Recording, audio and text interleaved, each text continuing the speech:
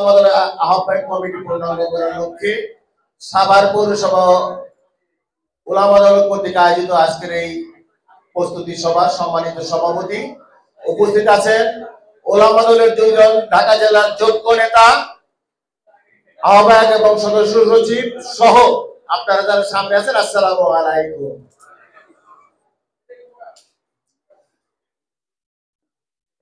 আমি ক্ষুদ্র মানুষ, ক্ষুদ্র একটি জায়গায় থেকে এই শহীদ প্রেসিডেন্ট জিয়াউর রহমানের রাজনীতি করতে করতে আজকে এই মঞ্চ পর্যন্ত আমার জীবনে কখনো আমি আসলে আমার সাথে যারা থাকে বিএনপির আদর্শ সঙ্গেও হয়েছি এমন একটি প্রমাণ যদি কেউ দিতে পারে তাইলে সেদিন সাভারের রাজনীতি আমি ছেড়ে দেবো ভাই।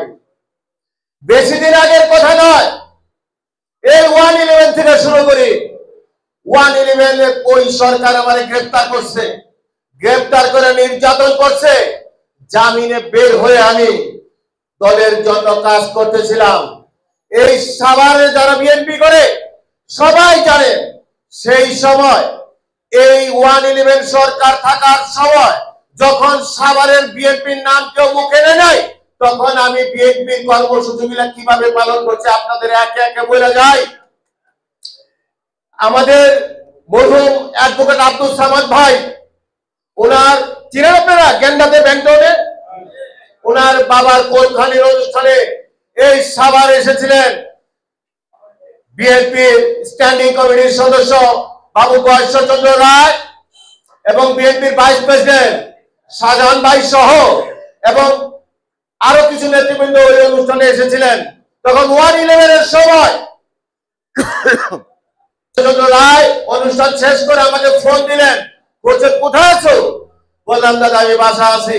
বললো আমরা সবাই অ্যাডভোকেট আমাদের বাসা আসছিলাম, আমরা ডাক্তার সালাউদ্দিন বাবুর বাড়ির সামনে একটা ইংরেজি ছিল ইয়ংকিং বলে চাইনিজ রেস্টুরেন্ট ছিল, সেখানে আসছি, সবাইকে ডাকছি তুমি আসো। ভাই সবাই ফোন দিছিল, আমি একা উপস্থিত হয়েছিলাম, বিএনপির কোন নেতা উপস্থিত হয় নাই। এটা আমার মুখের কথা না, জিজ্ঞেস করে নেই যে বর্তমানে বিএনপি মহিলা দলের সাধারণ সম্পাদিকা সুলতান আহমেদের তিনিও সেখানে উপস্থিত ছিলেন। একজন মানুষ 111 বাবু গয়েশ্বরচন্দ্র রায়, সুলতান আহমেদ এবং শাহজাহান ভাই থাকার পরেও তারা কেউ তখন সেইখানে উপস্থিত হয় নাই। ভয় পাইছিল, আমি গেছিলাম 111 কোথাও কোনো প্রোগ্রাম করা যায় না, ঢাকা আমি প্রোগ্রাম করতাম। তৎকালীন মহাসচিব খন্দকার দেলোয়ার হোসেন কাকাকে বললাম যে কাকা আমি একটা প্রোগ্রাম সারা বাংলাদেশে দৃষ্টান্ত করতে চাই, সেটা আমি সাভারে করব, আপনি সেখানে থাকবেন। উনি বললো যে এই মুহূর্তে আমাকে নেওয়া ঠিক হবে না, আমার পিছে পিছে বিভিন্ন সংস্থার লোক থাকে, গোয়েন্দারা থাকে, তুমি টার্গেটে পড়ে যাবা। আমি রিজভী আহমেদকে বলে দিতেছি তুমি রিজভী আহমেদকে নিয়ে যাও। কি ভাই আমি রিজভী আহমেদ প্রোগ্রাম করছিলাম না, সেই প্রোগ্রামের স্টোরি আছে। প্রোগ্রাম করার জন্য আমি একজনকে উপজেলা পাঠাইছি, উপজেলা ইউনিয়ন মহোদয়ের কাছে পারমিশন নেওয়ার জন্য। তখন পারমিশন ছাড়া কিছুই করা যাইত না বাইরে প্রোগ্রাম, এটা জানেন তো সবাই। আমার দলের এক বেঈমান এই সেনাবাহিনীর লোক এবং কি বলে ইউনিয়ন মহোদয় আমার দলের এক বেঈমান নেতারে চাই না উপজেলা দেখাইছে প্রোগ্রামে পারমিশন দিব, তিনি সরাসরি না করছিলেন, তাই প্রোগ্রামের পারমিশন দেওয়া যাবে না। ও কিছুদিন আগে অ্যারেস্ট হয়েছিল, বের হয়ে আবার শুরু করছে দলের কাজ। সাভারে বিএনপির নাম কেউ নেয় না, ও ছাড়া ওরে গ্রেফতার করেন। এর একেবারে চাক্কর সাক্ষী হলেন আব্দুল হাসান অভি। আমার বাড়িতে আমি আর অভি পয়সা প্রোগ্রাম সাজাইতেছি, সাথে সাথে সেনাবাহিনীর গাড়ি গেটে আসছে। গেটে যখন টোকাটুকি করতেছে আমি যা দেখলাম গেটে সেনাবাহিনীর গাড়ি, আমি এবং আব্দুল হাসান অভি আমার বাড়ির পিছনে গেটে বের হয়ে যাই। আমার বাড়িতে রেড দিয়ে আমার ধরতে পারি নাই। পরে নানা ভাবে তাকে ম্যানেজ করে আমি কিন্তু প্রোগ্রাম করছিলাম। কি করছিলাম রে? আমি সেই মানুষ যখন সেনাবাহিনীর মাঠে তখন বিএনপির প্রোগ্রাম করছি, যখন সাভারে কেউ বিএনপির নামই নেয় না। আরে ভাই আমার জনপ্রিয়তা এত উৎসান্বিত হওয়ার কোনো কারণ নাই। অনেকে বলে যে আস্তে আস্তে ভাই আপনার জনপ্রিয়তা বাড়তেছে, আপনার শত্রু বাড়তেছে। আমার কথা একেবারে স্পষ্ট। সূর্যের আলো দুহাত দিয়ে দিতে পারে কি কেউ? আমার বিরুদ্ধে ষড়যন্ত্র করে ঠেকানো যাইব না। সাভারের মানুষ আমার পক্ষে। মানুষ জানে, মানুষ বুঝে কার হাতে নেতৃত্ব দেওয়া লাগবে। দল জানে কারা দলের জন্য নিরাপদ, কারা আওয়ামী লীগের সেন্টার দেয়, কারা আওয়ামী লীগের সাথে চলে। তাদের ছবি আজকে সারা সাভারের মানুষ দেখে আওয়ামী লীগের সাথে। একজনকে সারা জীবনে কোনোদিন বিএনপির কোন একটা ভালো কাজের সাথে পাওয়া যায় নাই, কিন্তু বক্তব্য প্রতিবার উঠলে একদম জীবন দিয়া ফেলায়। আরে ভাই, জীবন দেওয়ার আগে সাভারের মানুষের জন্য করে টাকা কোথাও দিয়া দেখ যে তোর দ্বারা মানুষ কোনোদিন উপকৃত হয়েছে কিনা। আমি কারো নাম বলতে চাই না, কিন্তু দুঃখ লাগে যখন সাধারণ মানুষ, সাধারণ কর্মীরা আমাদের কাছে জিজ্ঞেস করে, ভাই এই চিটার বাদ পারে হলে দল করে কিভাবে? আমরা এগুলো প্রশ্নের উত্তর দিতে পারি না। আমি দলের হাইকমান্ডের কাছে একটাই প্রশ্ন রাখতে চাই, কতদিন আর এইরকম ভেজাল মানুষ দিয়া দল চালাইবে? ষড়যন্ত্র আমার বিরুদ্ধে সব সময় হয়, সব ষড়যন্ত্র মাথায় দিয়ে আমি চলি।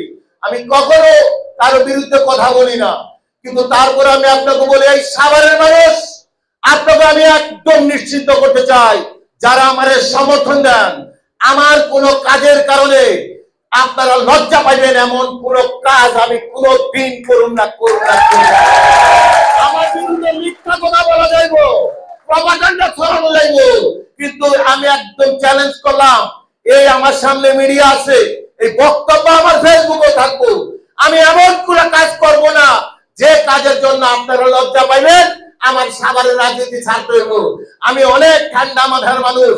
আস্তে আস্তে এই সাভারের মানুষ যেভাবে জায়গা উঠছে, আমি আশা করি এই সাভারের মানুষ সঠিকটা বুঝতে পারছে। সাভারের মানুষ বুঝে কারে দিয়া সাভারে উন্নয়ন করা যাইব, কারে দিয়া এই সাভার চালাই যাইব। মিন মিন করে সাভার চালানো যাইব না। দিনে বিএনপি, রাইতে আওয়ামী লীগ করবা, আওয়ামী লীগের সময় নাই।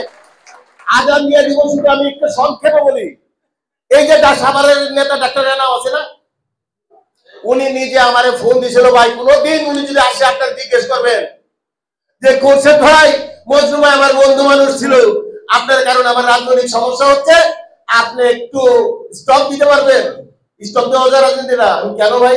ভাই আপনি 100-200 গাড়ি নিয়ে প্রাইম মিনিস্টার বাড়ির সামনে দিয়ে ধান ঢাকা প্রোগ্রামে, এটা তো আমার উপরে ব্যাপক চাপ আসছে। আমি বলে, ভাই আমার কাছে রাত্রির কষ্টে আমি কোন আপোষ করতে চাই না।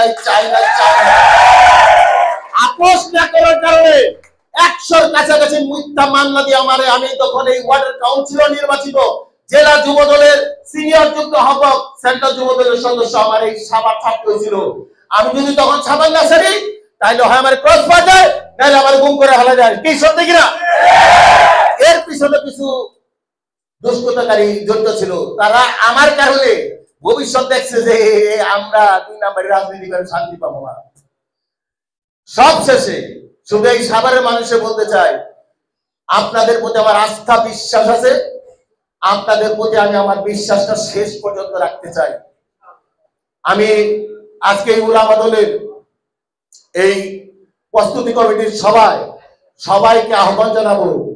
এই 2 জন মানুষ খুবই অ্যাক্টিভ, যে উলামা দলের নাম ঢাকা জেলায় কেউ চিনত না, জানতো না।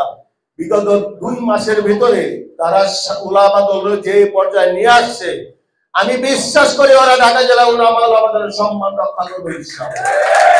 যারা উলামা দলের কর্মসূচিতে থাকতে চান, কমিটিতে থাকতে চান, তারা এই 2 জনের সাথে যোগাযোগ করতে পারে এবং উলামা দলের সাথে সম্পৃক্ত হয়ে শহীদ প্রেসিডেন্ট জিয়াউর রহমানের আদর্শকে বুকে ধারণ করে এই দেশকে, এই সাভারের উন্নয়নের সামনে এগিয়ে নিয়ে যাবেন। এই বলে আমি আমার বক্তব্য শেষ করছি। দেশনেত্রী বেগম খালেদা জিয়া সুস্থ হোক, তারেক রহমান